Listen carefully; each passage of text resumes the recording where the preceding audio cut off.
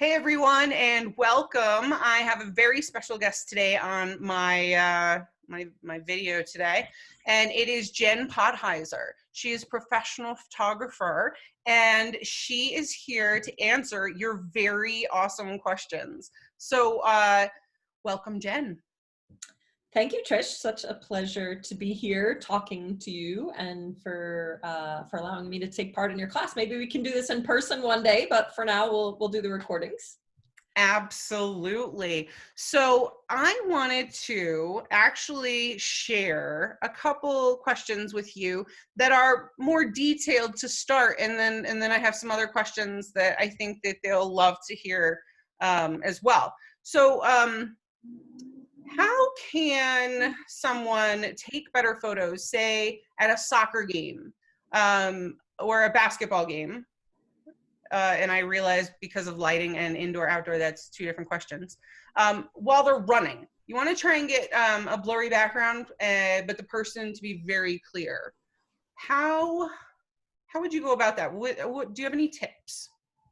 Yeah, so like a lot of things, there's not one magical answer for this. So I'll give you some pointers and then you can take those pointers and do with what you want. The most important thing in order to freeze action is that you have a high shutter speed. So whether you're indoors or you're outdoors, 1,000th of a second or faster is really ideal to capture and freeze action. Once you sort of know that's like one of the pieces of this like really three-pronged puzzle, once you know that you need to have your shutter at about 1,000th, then you say, okay, well, really the next piece I'm going to go with is ISO or ASA, but they're interchangeable. So if you go with your ISO as your next piece of the puzzle, if you're outdoors, you can get away with a low numbered ISO. So maybe 200, 400, something like that. And, people always say, well, why don't I just use ISO 1600 for indoor and outdoor both? Technically you can. Your colors are going to be a lot crisper the lower your ISO, and you're going to get a lot less grain in your images the lower your ISO. So you want to try and maximize the best ISO for this situation. So outdoors, ideally 200, 400 in full sun. Indoors, you're going to go to 1600, sometimes 3200, 6400. That really kind of depends. And then the last piece of that three-pronged puzzle is your f-stop or your aperture. And in general, you want to keep that to the lowest number possible, which technically is the widest open possible, which allows the most light to come in. And because you're letting the most light in as possible, you can, if your lens is a 2.8 lens, you can maybe have your lens on 2.8 and adjust your ISO accordingly. But if you were to go to a soccer game, if you want just the person in focus and you don't want everything behind them in focus, the 2.8 will give you that. If you went, ISO 1600 outside at 1,000th of a second and f11, every soccer player is going to be in focus, not just the one who has the ball and that you really want to focus on. So if you know your sport, and you know what's going to happen, if you use those three pieces of the equation, you're really going to be headed in the right direction to freeze the action and get a good action image. You definitely only want to shoot with your camera and lens. You don't want to use a flash because there is nothing that could output from that flash that will carry to where your action is happening. And the upside to shooting outside is you get these beautiful colors and natural light. The upside to shooting inside is that light never changes. So it might be ugly, kind of icky looking light, but there's not going to be clouds. There's not going to be, shadows that you have to contend with. So they each have their advantage. That's awesome. And that actually answered essentially another question, which was what was the best all-around lens that allows for excellent indoor basketball games? Which Yeah. keep it open. And I think for that, you want oftentimes the most expensive lens is the one that has that can get as wide open as possible. So it's going to cost a lot more money to have a 2.8 f-stop lens than it's going to cost to have a 5.6 lens. But with however much you can afford, you want to try and go to the 2.8 whenever possible as a purchase, because that gives you the most flexibility to do what you want.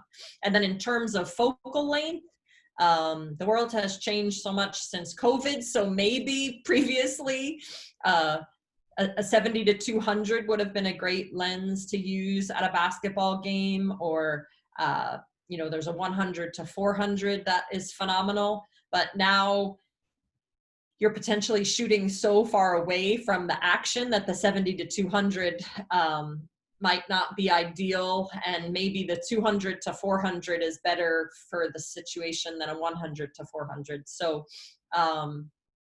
it really all depends, but you can make really good pictures with whatever lens you have. Try not to let what you don't have hinder what you can create, because if you want to make good pictures, you'll make good pictures. That was such good advice. Thank you. Now I have an interesting one from that. Among all of the gadgets in photography that you have, is there something that you wish you hadn't bought? I'm a terrible shopper, and I will think and overthink and then overthink some more, which I feel like you really have to do with photography equipment because it's so expensive.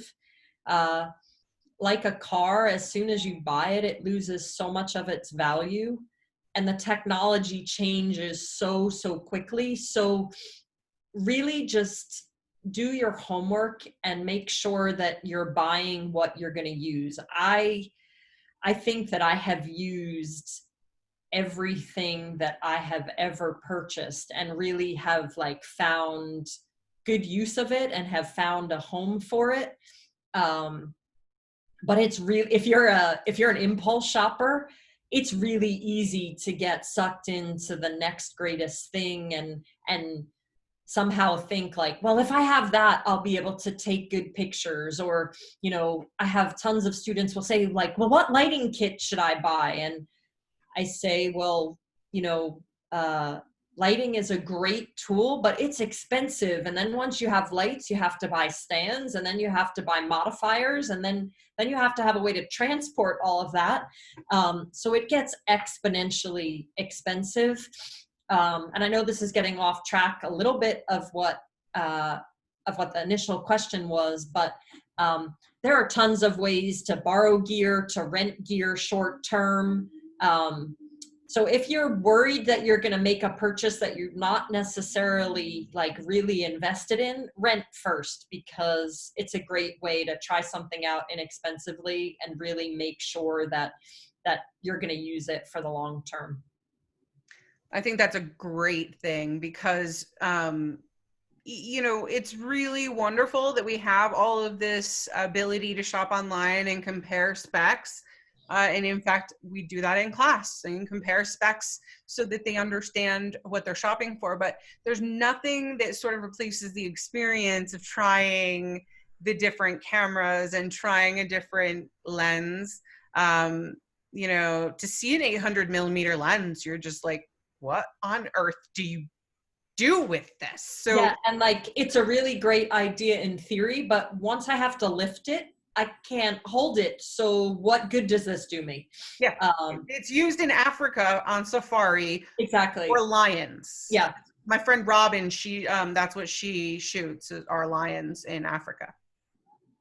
800, but not me. Like I have an old 300 that is about as long as my glass gets, because I don't I don't do well with being that far away. I want to be in it. So I love it.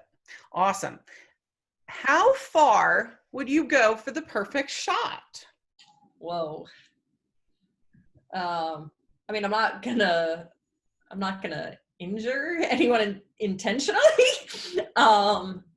Yeah, I mean, they, for better or for worse, I think this is in most photographers, but it's definitely in me. I don't ever let uh, the money stand in my way. Like I had a job last summer that I wanted to build out this ball pit, and have, it was a shoot with the National Basketball Association. I wanted to have uh, the athletes get into the ball pit.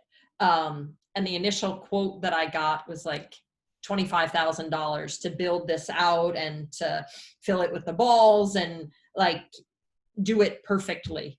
And I was like, the client was like, there's no way we can spend $25,000 on this. So I was like, okay, back to the drawing board. I'm going to figure out how I can get this done at whatever budget they're telling me it has to happen in. So I will move small mountains. I don't like getting no as an answer for like whether something can happen. So like all of us, for one reason or another, whether it's personally or professionally, like you just sometimes have to get really creative.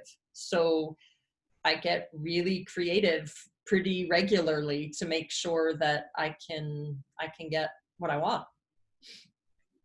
Awesome. So now this is a good one. What is one thing you wish you knew when you started taking photos? Yeah, so someone actually, I would not have had the answer to this question, but someone actually just asked me this. And I wish someone had told me that it was okay to dream big. That sounds so silly, but when you start out, you're just sort of like, oh, I want to be able to make my car payment. I want to be able to pay my student loan. And you don't, at least, I didn't really ever like dream big. And thankfully, I didn't have to. I sort of just kept working hard, and all of the things that I think I would have dreamt professionally have happened, or a lot of them have certainly happened. But I often wonder like how it would have been different if someone had said like, well, dream big and have like something specific that you're reaching for, if it would have worked out any differently, or if it would have all been the same, who knows? So I wish someone would have told me to, dream big. And I also wish someone had told me to find my squad. Being a photographer has the potential to be very isolating, because you do a lot of work by yourself, and even when you are with people, you have a camera in front of your face. So it's really helpful to have people that you can, toss ideas around with, to just shoot the shit creatively, just to like have your people, because you don't go to an office even when there's not COVID. You don't have the traditional like trappings to make you have like work friends. So if you can create that for yourself, I think that is huge in any creative profession. Agreed. I think that even everybody's getting sort of a sense of what teleworkers, remote workers are lived before now. So I think that that's a great. So our next question is, what is the best way to start making money off of photography? What would you start charging when you start out?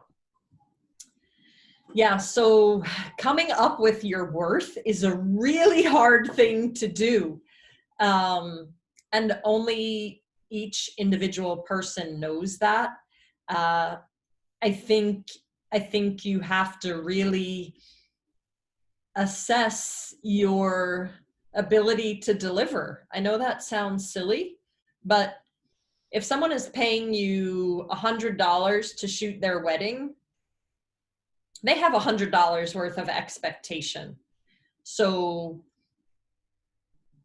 there's not that much on the line in terms of the pressure. But if someone's paying you $10,000 to shoot their wedding, you better deliver, because someone has invested that much money into your delivery. And thankfully, oftentimes you shoot the wedding for $100 when you don't have other weddings to show, and you get the $10,000 job when you have work that justifies that. So it oftentimes the market will tell you what you're worth. There's no secret formula as to what your worth is, and only you know that. But I would encourage you to make sure that if this is an endeavor that you're pursuing, do charge for it, because it's hard to always be known as the cheap one or the one that will do it for free. By all means, when you're starting out, barter, do pictures for your designer friends so that you can get a nice website, and, offer to do pictures of your favorite chefs so that you can get a good dinner out of the deal. But once you have that portfolio or body of work where you feel like you can prove yourself to a client or a potential buyer, then you have to charge. I would agree. That is one of those things that I have the hardest time with students is well, what should I be charging for? What shouldn't I be charging for? It's like, it's fluid, especially when you first start out. You really do want to find your crew, see who can help you with each aspect of it so that it is a little bit easier. That's something I'm sure you struggle with, Trish. I know I struggle with that still. This is the only job I've ever had, and I'm still like, did I charge enough? Did I not charge enough? There's always that uncertainty. And don't be afraid. I tell people this all the time. You're allowed to ask someone what their budget is. And you hope that they won't jerk you around and that they'll be vaguely transparent. But like, if you were going out for dinner, you would know beforehand whether it was, $10 burger place or $100, lobster restaurant. So there's nothing wrong with knowing from your potential client what their expectations are. Do they want the $10 burger place, or do they want the $100 lobster place? Absolutely. And there are clear ways of expressing that pretty quickly. You don't have to give out that much information as a photographer to get the gist of where someone's at. You literally just need to feel comfortable enough to ask that question. Yep. Awesome. All right. Well, it looks like we have time for about one more. Awesome. And I think that you'll like this one. What are your favorite things to photograph for yourself? Whoa. Yeah.